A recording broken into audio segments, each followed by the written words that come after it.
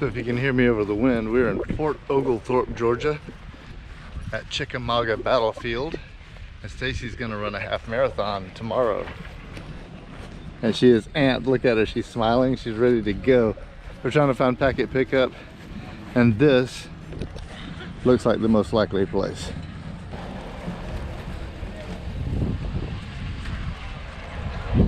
Here's the race course map for the 5K.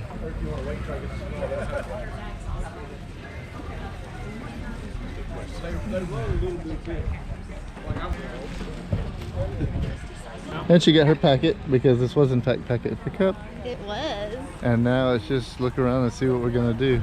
Yes, we're gonna go to the car. Oh, I remember this. What? We came running down this way. Okay, so I'm not. Oh yeah, right. You know where you are now. Yeah, I'm not running this one. Stacy is, but I ran the 5K last time, and I remember coming down past that building right there. They even give us gloves. Oh, that's cool. It's gonna be like 60 tomorrow, so I don't really need them for the race, but it's fun to have them. And we're in the Super 8 in Ringgold, which is about 9 miles from the battlefield. Okay, so we're in the room. It's a very comfortable room. Not too dissimilar from ones that we stayed in Panama City before. And all the beds have these cool paintings over them, pictures.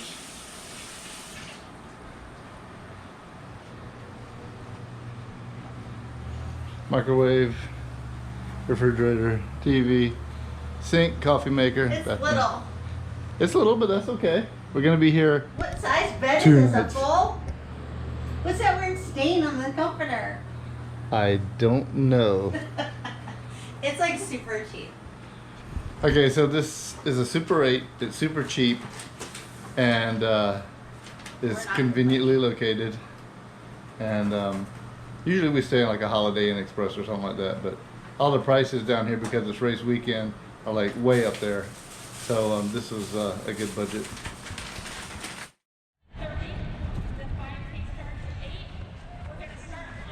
So it's the next morning. This is race day.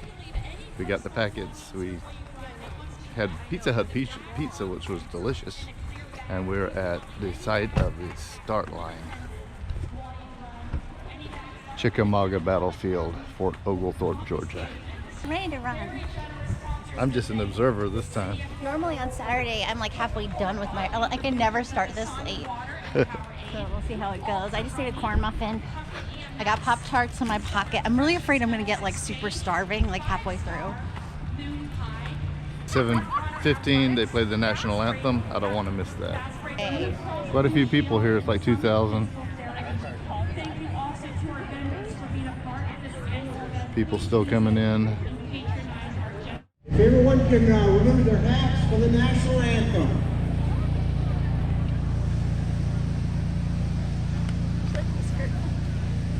I love the national anthem.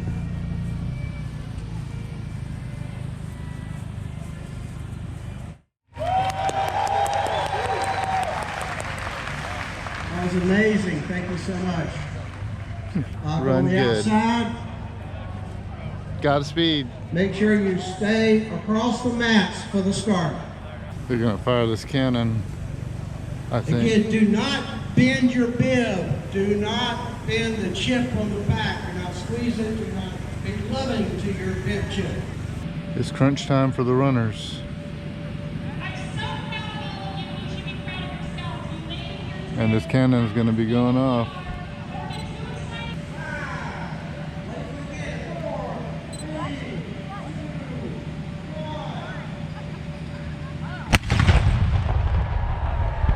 Woohoo!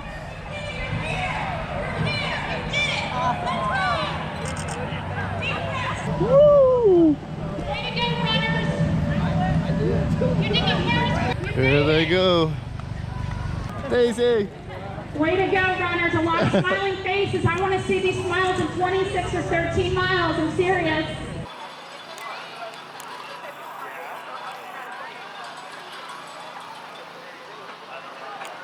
And the runners are off. So many of the people running in this are actually trying to, what do you call it, qualify for the Boston Marathon.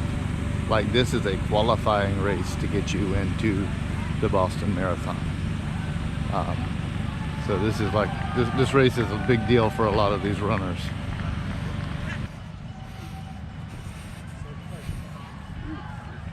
How you doing, fellas?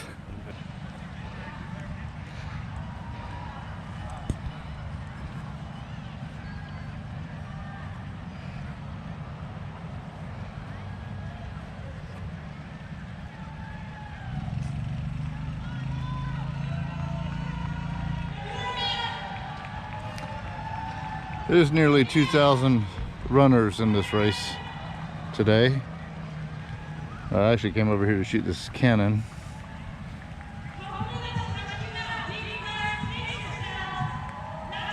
And we've seen cannons before on this channel, but it's always fun to shoot a cannon at whatever place we're at.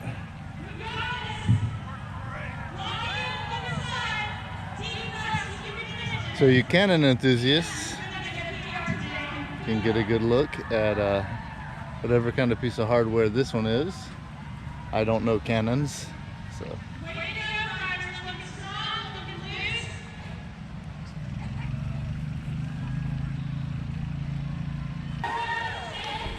So let me do like a reporter. So this is the Chickamauga Fort Oglethorpe marathon, half marathon, and 5K, probably a 10K too. Some of these people are qualifying for the Boston Marathon. Not all, but some of these people are running 26.2 miles on foot voluntarily, and there's a lot of them. But runners take this very seriously. I run myself, but I'm not running today.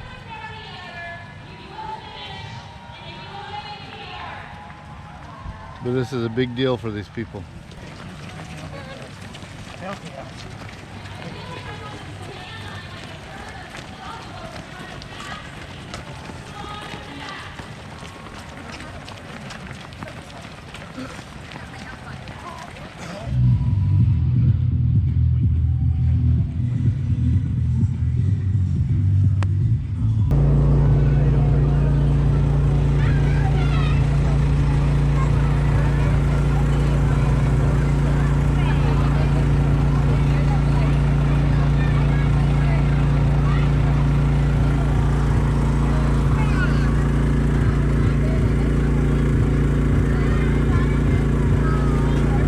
All right, I must admit I'm a little skeptical. I love eggnog and lattes are okay. I'm a tea drinker, but I do like coffee every now and then. This is an eggnog latte, so I'm about to see how this tastes. It's hot too.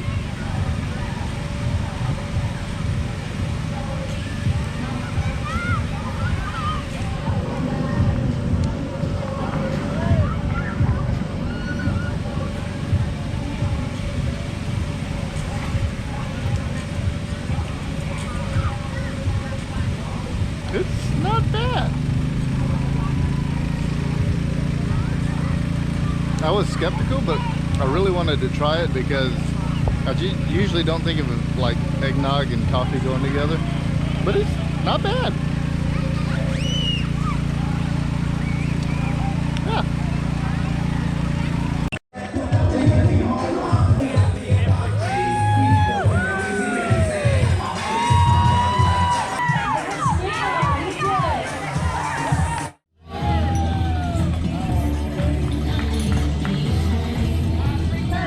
Stacey, good job. Let's celebrate.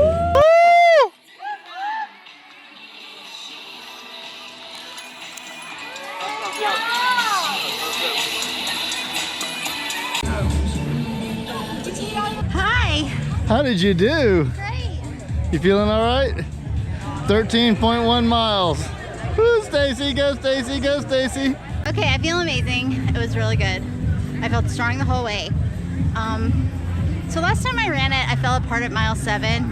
And I remember there being bad hills. But it's been a long time since I did this race, so I thought maybe I just wasn't trained good. No, this is so hilly, this course. Like, I was so dumb thinking, well, I was just untrained and the little hills felt like big. No, these were gigantic hills. Don't, like, future me, don't lie to yourself. This is hilly. But I was really trained better. I felt strong. And I feel really good right now. What do you think of that coffee? Eggnog latte. Oh, it's so good. Okay, so that's two. The eggnog latte works.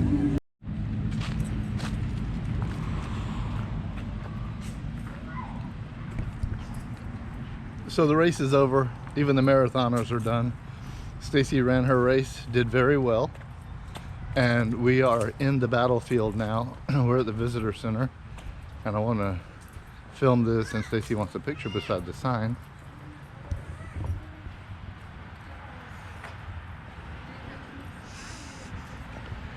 As you can see, the visitor center is very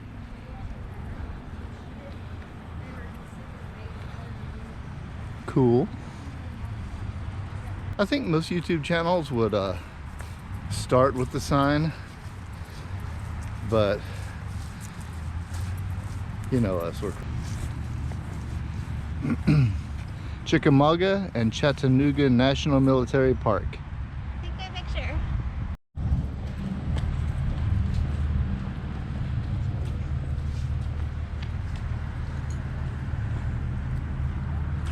So we filmed Chickamauga a long time ago, but that was back in the day trip days, and that show is, most of the episodes of that are not really available now, but it was more exhaustive. Chickamauga Battlefield has monuments everywhere, all through the woods. So this is the front of the building where you actually go in. Remember it from last time? Yeah.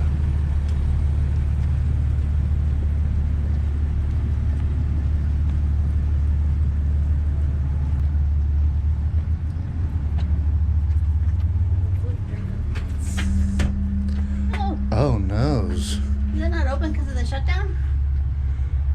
Because of the shutdown. Okay, that's fine. Ooh, didn't see that coming. You did? I guess I should have seen that Well, we coming. talked about it. We did, I totally forgot.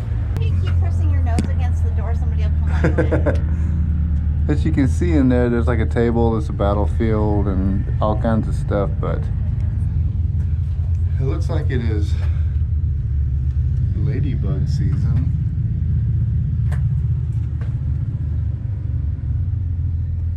Okay, so timestamp. This is the time in which the government is in a very long shutdown. So national parks are not open, but they're still keeping the grounds accessible, but not the facilities. So it's got to think about the historic plaques and markers.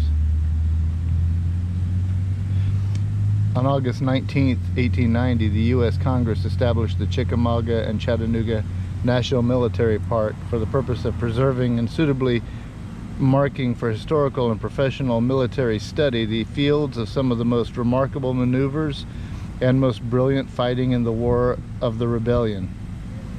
The three park commissioners, all veterans of Chickamauga or Chattanooga, placed hundreds of cast iron plaques and other markers on the battlefields in the early 1890s. Each plaque identifies the location of a particular army, corps, division, brigade, or artillery battery at a specific time. The plaques also describe military actions. Hundreds of veterans contributed information for the plaques and retraced their steps to determine the exact locations of their units. Today, the plaques remain valuable tools for those who seek to understand in detail how these complex battles were fought. It gives a key as to what each one represents.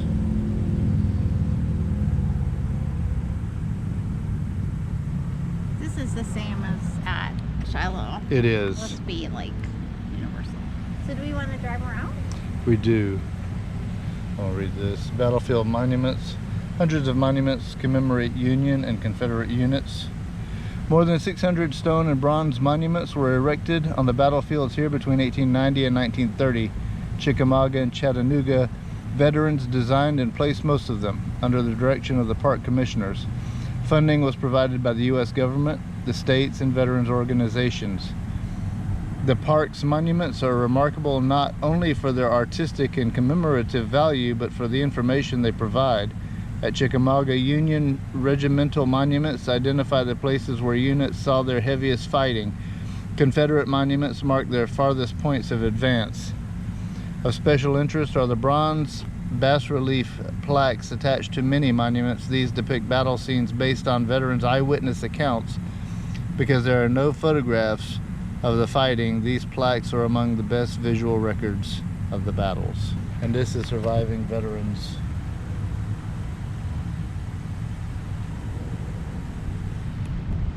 And like at Shiloh, veterans, survivors from both sides came and gave input, came together to commemorate the battles that they themselves had fought. Because after the war, they got along. Okay, this is tour stop 2. 18th U.S. Infantry.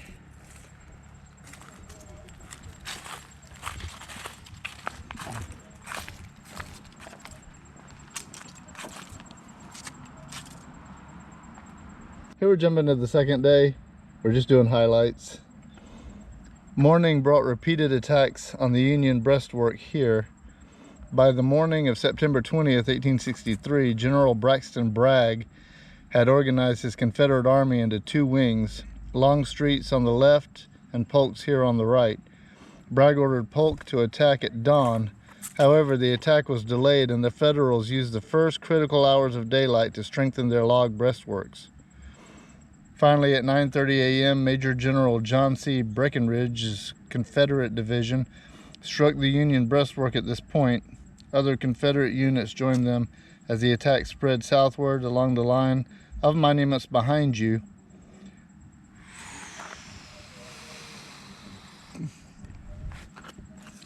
The pressure of these attacks forced Union Commander Major General William Rosecrans to move men from his center to stop the attacks here on his left.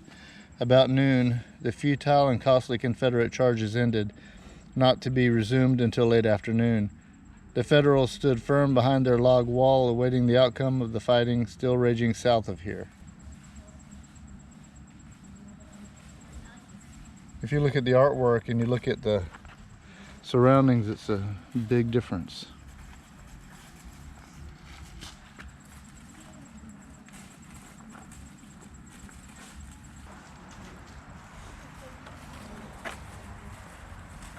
Hardships on the Union line. Soldiers battled fatigue, thirst, and cold. On the night of September 19th, 1863, when the first day of bloody fighting ended, the 2 armies regrouped and planned their strategy for the next day, which would have been what we just read over there. The Federal left withdrew to a line which extended to your left and right from this point. The Confederate line was at your back. Already weary after the day's fighting, the Union soldiers could not rest. Their axes rang as they built breastworks of logs, rails, and earth to defend the attacks that would come in the morning, which again is what we just read over there. Cold and thirst plagued the Federals through the night. Their canteens ran dry and Confederates blocked their access to Chickamauga Creek and other water sources. It was unusually chilly for a September night, but with the enemy so near, campfires were prohibited. A Wisconsin soldier wrote, "We had a slight frost. We lay on our arms without blankets or even coats, having thrown away everything but gun and ammunition."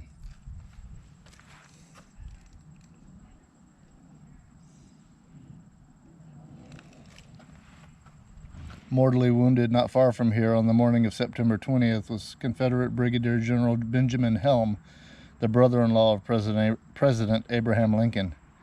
Helm had been leading his Kentuckians against the Union breastwork when a bullet pierced his right side. He died that night.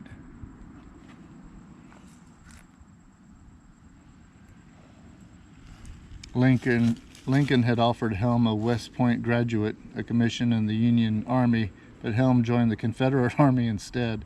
When President Lincoln learned his favorite brother-in-law had been killed at Chickamauga, he was visibly stricken.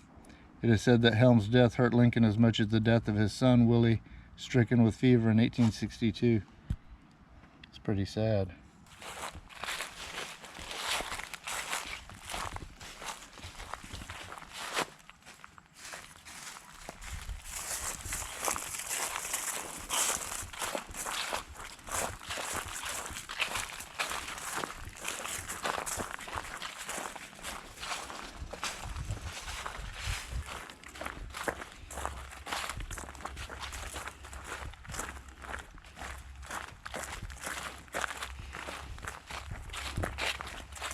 This is nice hiking. It is, We'll yeah. have to come back after the shutdown Oh yeah, we should. and have like a hiking weekend, like just hike and We absolutely should. I love this sort of thing. I like those two trees.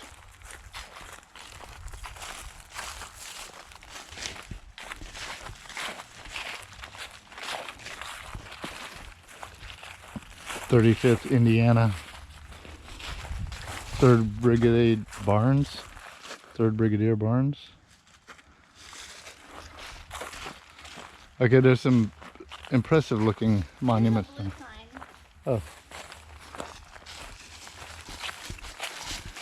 Orange Brigade, Bentley's Division, Thomas Corps, Colonel Sidney M. Barnes. This brigade advanced about 9 a.m. on the left of the Woods Division from its bivouac west of Dyer's and formed on the right. Moving to the left.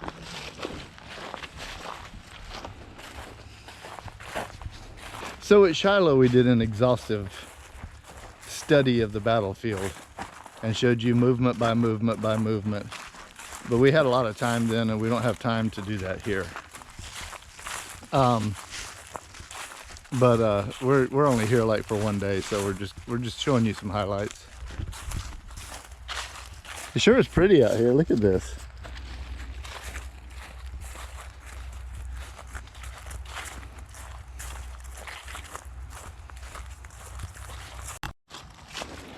The 51st Regiment, Ohio Infantry. Well, does she, Joiners, have a monument? I don't know. Like, what was he in? I would have. He was in the. Okay. So, my great grandfather, Shady Joyner, that you've seen on Robert's channel when he found his grave down in Sumter County. He was. He's buried out behind. There used to be a farmhouse, and now the farmhouse is all gone. The woods are all cleared away. His grave is out there. Shady Joyner fought at Chickamauga, and he was in the Randolph County Light Arms Guard, and he fought for the Confederacy. And it's a sad story because my grandmother or great-grandmother, when she was younger, used to watch him, and he was an old man. And he used to, I guess he was losing it, and he would see the reflection of the fireplace in the window and think the Yankees were coming. So I guess he was suffering from some level of dementia.